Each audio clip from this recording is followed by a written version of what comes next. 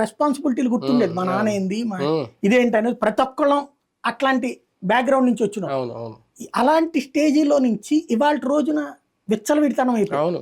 ముందు పిల్లలకి సంబంధించి ఆ అతి అభిమానం, అతి ప్రేమ, క్రమశిక్షణ లేనటువంటి స్వేచ్ఛ, వాళ్ళ కోసమే మేము బతుకుతున్నామని చెప్పి చివరికి ఆడు మర్డర్ చేస్తే కూడా కాపాడేటటువంటి ప్రేమ వద్దిది.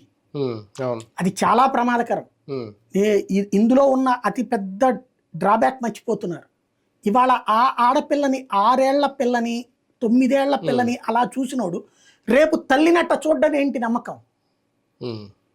ఎందుకు చూడ్డం?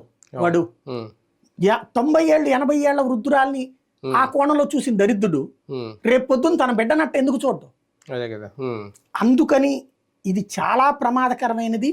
ఎప్పటి నుంచైనా ఎథికల్ ప్రాక్టీసెస్ అన్నటువంటి దాన్ని మనం ప్రమోట్ చేయాలి. సంస్కారయుత జీవన విధానాన్ని ప్రోత్సహించకపోతే మనం మెయిన్ లాజికల్ మిస్సింగ్ ఒకటేనండి. మన సంప్రదాయాన్ని మనం పక్కన పెట్టాం, మన వ్యవస్థను మనం పక్కన పెట్టాం, మన బ్రతుకులో సంప్రదాయం అనే దాన్ని మత కోణంలో చూసాం. మతం ధర్మంతో నడిచినటువంటి ఆ సంప్రదాయం మనకు విలువలు నేర్పింది. ఆ విలువలకి వలువలోడు తీసాం. దాని పర్యవసానం ఇక్కడికి వచ్చాం. ఎప్పటికైనా మన జీవనంలో మార్పు రావాల్సిన అవసరం ఉంది. లాస్ట్ టైం జగన్ గారి హయాంలో కూడా ఇటువంటి జరిగినాయి, గ్యాంగ్ రేపులు జరిగినాయి. అప్పుడే దిశా చట్టం